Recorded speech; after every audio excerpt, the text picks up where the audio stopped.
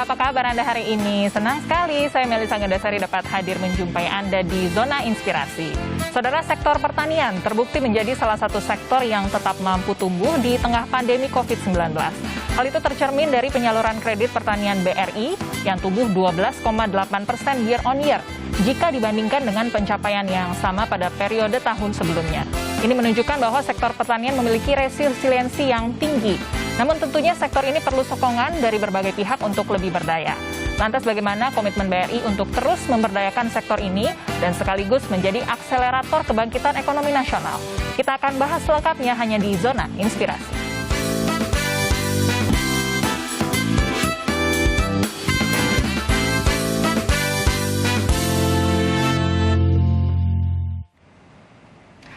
Baik, siang hari ini kita akan membahas mengenai peran BRI dalam mendukung bisnis pertanian. Maka dari itu kita akan terhubung dengan narasumber saya secara virtual, yaitu Direktur Bisnis Kecil dan Menengah BRI, Bapak Amam Sukriyanto. Saya punya catatan sedikit mengenai pertumbuhan sektor pertanian, di mana BRI telah berhasil menyalurkan kredit dengan sektor pertanian dengan outstanding sebesar 117,54 triliun rupiah hingga akhir kuartal 2 tahun 2021. Hal ini tumbuh 12,8% year on year apabila dibandingkan dengan pencapaian yang sama periode tahun sebelumnya. Saya juga punya data bahwa apabila dibandingkan dengan total penyaluran kredit kepada sektor pertanian secara nasional, BRI memiliki market share sebesar 28,03%, yaitu di posisi Maret 2021. Hari ini kita akan membahas bagaimana peran BRI dalam mendukung bisnis pertanian, karena kita tahu di pandemi COVID-19 ini banyak sekali sektor yang kemudian mengalami masalah, namun sektor UMKM terutama di sektor pertanian masih bertahan. Saya akan sapa narasumber kami secara virtual, sudah terhubung di sini, Direktur Bisnis Kecil dan Menengah BRI, Bapak Amam Sukriyanto. Halo, selamat siang Pak Amam. Selamat siang Mbak. Terima kasih sudah bergabung hari ini di Kompas TV, Pak. Kita mau bahas mengenai peran BRI dalam sektor pertanian. Kita tahu ya Pak ya bahwa selama pandemi COVID-19 ini banyak sektor yang kemudian mengalami kesulitan. Namun UMKM masih memiliki peran penting ini untuk menjaga stabilitas ekonomi nasional. Bapak melihat sendiri bagaimana pertumbuhan sektor UMKM di Indonesia saat ini. Sebetulnya dukungan seperti apa yang dibutuhkan oleh para pelaku UMKM, Pak? Baik Pak, UMKM jadi sektif di hampir semua stakeholder itu mendiskusikan kami dapatkan ini. Kenapa demikian? Ini sebetulnya pentingnya bisnis bagi mereka. Ya, sesuai data KM Indonesia sangat ekonomi Indonesia. Pengusaha kami ini dominan kan. Yang pertama, itu lebih dari 9%. Bisnis yang lain, operasi, itu hanya kurang. Sementara dalam hal kerja yang itu bisnis UMKM hampir 97% dari yang ada. Dan poin yang dalam tahu sumber PDB, ya, UMKM ini 61,0% terhadap PDB. Jadi betapa UMKM ini kita boleh berkesimpulan kalau kita menyelamatkan ekonomi Indonesia, maka kita terus menjaga dan mensupport bangkitnya. Nah, mana caranya dan apa saja? Kita sering mencoba pendapat lalu menjadi kendala dan kembang. Tapi benar anggapan ternyata hanya tidak ya, pendanaan kita menyelesaikan UMKM, tapi danaan bukan itu satunya yang dibutuhkan kami. Yang lebih penting adalah semua sektor memberikan edukasi kepada UMKM, mulai dari produksi dan jasa dan terus berinovasi, hasilkan produk sesuai dengan masyarakat, bagaimana kita untuk mengikuti keuangan dan bagaimana untuk meraih pasar akan itu saya kira untuk membuat itu tumbuh sustainable. Baik, baik. Jadi memang dukungan edukasi dan juga dana tadi Pak ya, kemudian yang menjadi penting bagi UMKM. Nanti kita akan bicarakan mengenai dukungan dana karena peran BRI cukup penting nih Pak ya dari segi dana. Nanti kita akan ngobrol lagi ya Pak, tapi kita harus jeda sebentar, jangan kemana-mana. Tetap di Zona Inspirasi.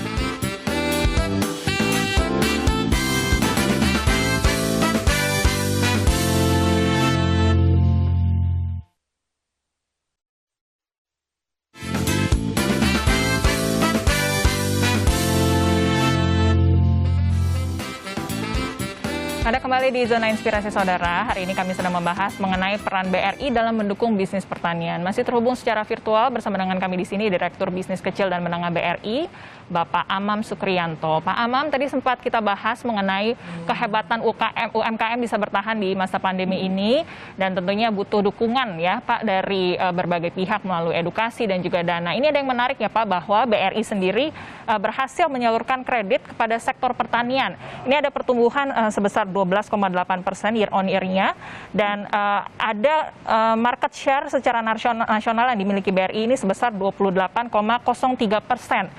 Bisa Bapak sampaikan apa Pak? Mengapa sektor pertanian ini dilirik begitu besar dan apa catatan Bapak dari pertumbuhan sektor pertanian dari tahun ke tahun Pak Amam? Yap, Mbak, kalau kita lihat sejarah, jadi BRI ini dulu memang disebutnya sebagai Bank Tani dan Nelayan. Ya. Kemudian di era tahun 1980-an itu, melalui program pemerintah BIMAS dan INMAS, BRI juga membantu pemerintah mewujudkan swasembada pangan.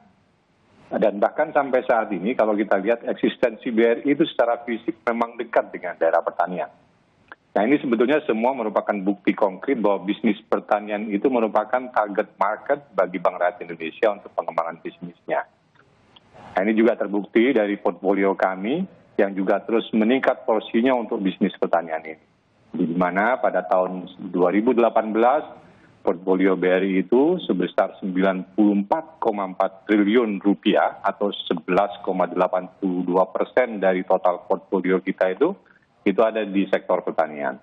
Kemudian di tahun 2019 jumlahnya meningkat lagi sebesar 7,8 triliun rupiah atau naik 8,3% menjadi 102,2 triliun atau 11,89% dari total kredit BRI.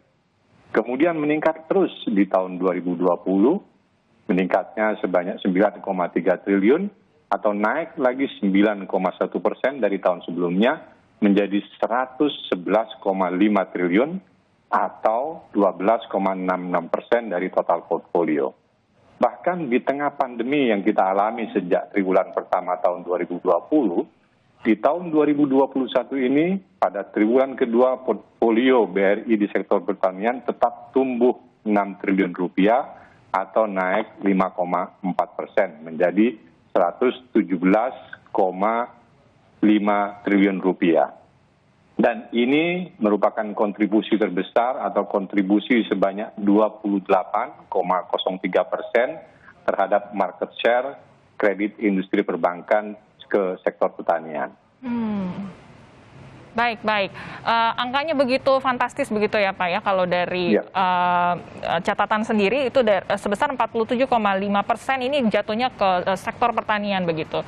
Tentunya selain dari nominalnya, kita juga perlu penting bagi kita dari BRI sendiri bagaimana kredit ini bisa dijangkau oleh para pelaku sektor pertanian. Apa komitmen dari BRI agar para pelaku usaha UMKM tepatnya dari sektor pertanian ini bisa menjangkau kredit yang diberikan dari BRI, Pak? Baik, Mbak. Terima kasih. Jadi angka-angka yang saya sebutkan tadi itu sebetulnya sudah perwujudan ya dari tingginya komitmen BRI terhadap sektor pertanian. Ya. Dan BRI akan tetap fokus dan terus mendampingi sektor ini dengan approach yang kita sesuaikan dengan kondisi yang berlaku. Jadi kondisi yang berubah kita juga ikut beradaptasi berubah. Kedepannya, ya, karena perubahan-perubahan itu juga, BRI akan fokus mengembangkan sektor pertanian ini dalam bentuk ekosistem usaha, ya, baik berdasarkan komoditinya atau berdasarkan wilayahnya yang kita sebut dengan klaster usaha. Misalnya pengembangan ekosistem klaster padi, klaster tebu, dan sebagainya. Yang ini juga BRI juga akan terus mendorong pengembangan komoditas pertanian yang memiliki nilai jual tinggi di pasar global tentunya. Sehingga nantinya kita harapkan juga petani-petani Indonesia itu bisa go global. Baik, kita lihat sendiri Pak bahwa penyaluran ini tadi Bapak sempat sebutkan mengenai potensinya di pasar global. Komoditas unggulan apa sih Pak kemudian yang bisa kita pasarkan secara global yang dimiliki oleh petani Indonesia kita Pak?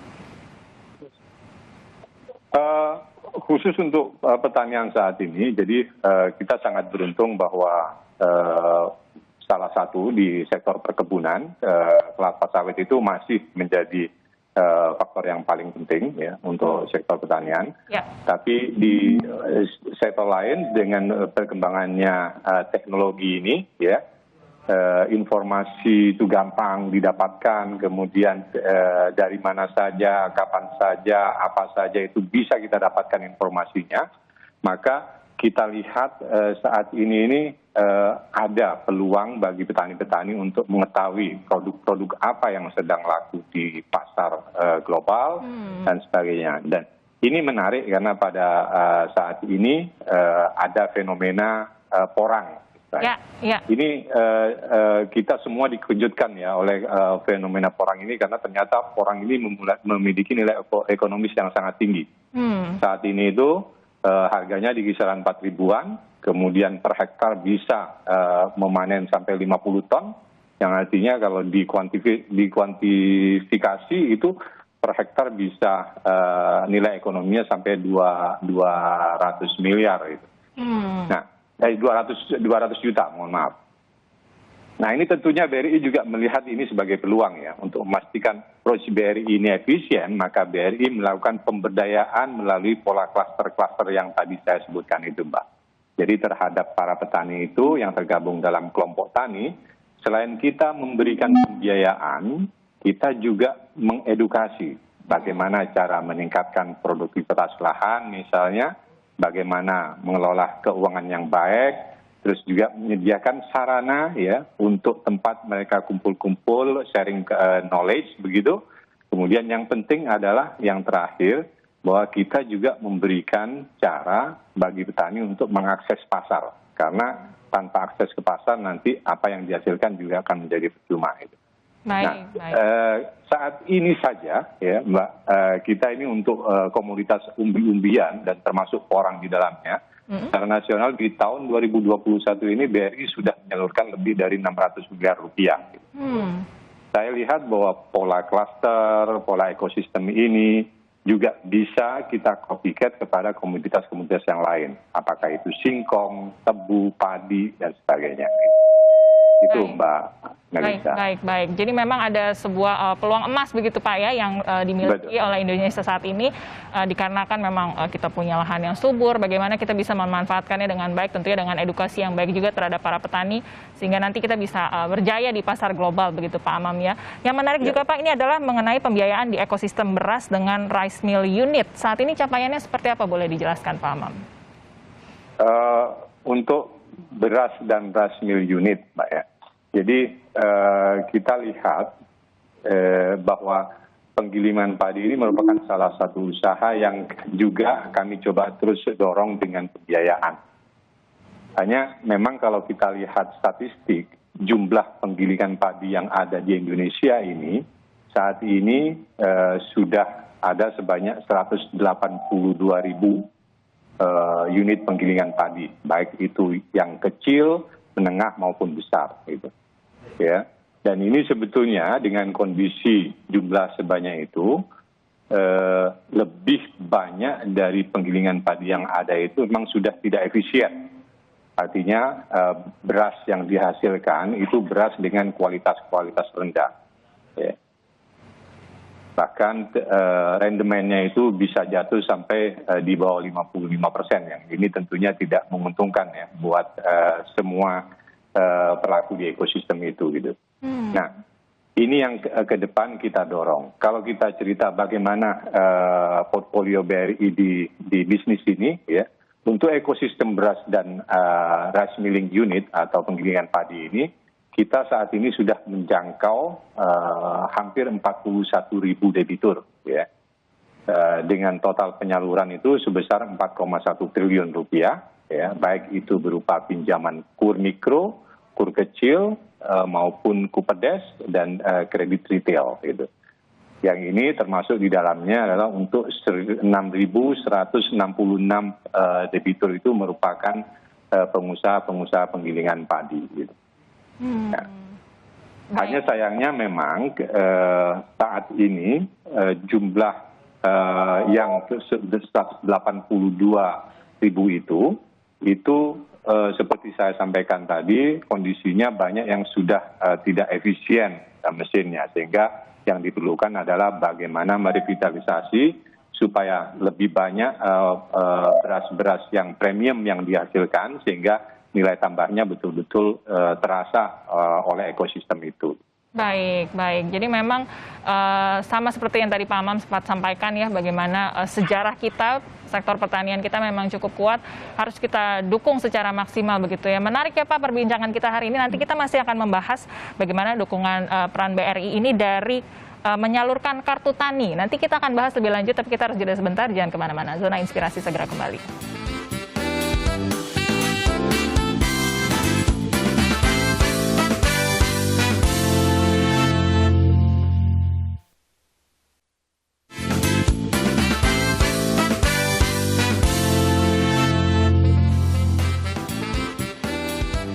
Terima kasih saudara, Anda masih bersama dengan kami di Zona Inspirasi. Saya masih terhubung secara virtual dengan tamu saya di sini, Direktur Bisnis Kecil dan Menengah BRI, Bapak Amam Sukriyanto. Pak Amam, tadi kita sempat bahas ya bagaimana komoditas Indonesia semakin banyak yang berkembang, semakin berpeluang untuk maju di pasar global.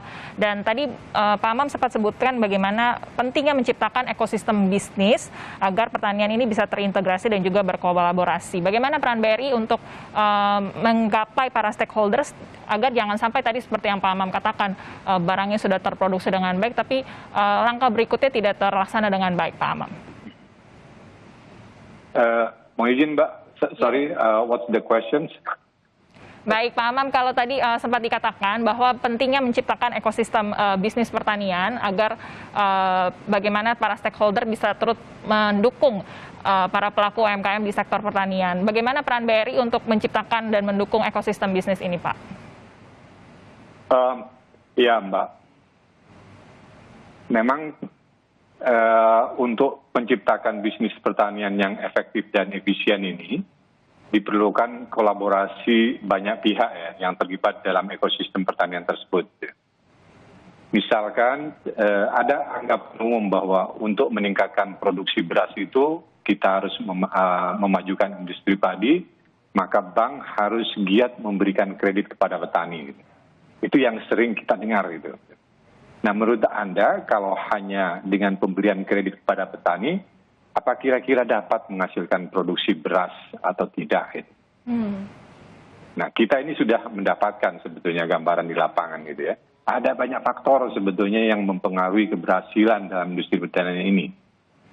Dan dalam satu ekosistem pertanian ada banyak sekali pihak yang terlibat, di mana masing-masing pihak punya peranan yang penting dan tidak ada satu pihak pun yang boleh tidak efisien gitu. Karena begitu salah satu pihak di dalam rantai bisnis itu tidak efisien, maka the whole ecosystem akan menjadi tidak efisien. Nah, contoh misalnya di ekosistem padi, sekali lagi saya sebutkan, di on-farm itu ada pihak yang terlibat dengan petani, ya, ada kelompok tani, ada penyuluh pertanian, kemudian perusahaan penyedia benih, pupuk, toko pertanian, pengepul, buruh panen, pengusaha RMU, dan sebagainya. Ya. Dan di off-farm-nya sendiri ada pedagang-pedagang, baik pedagang beras eceran, distributor, kemudian juga ada bahkan sampai ke industri makanan gitu.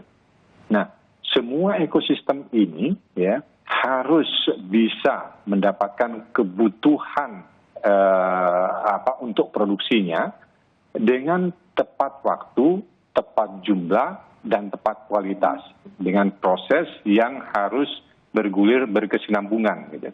Jadi tidak boleh ada yang terputus gitu.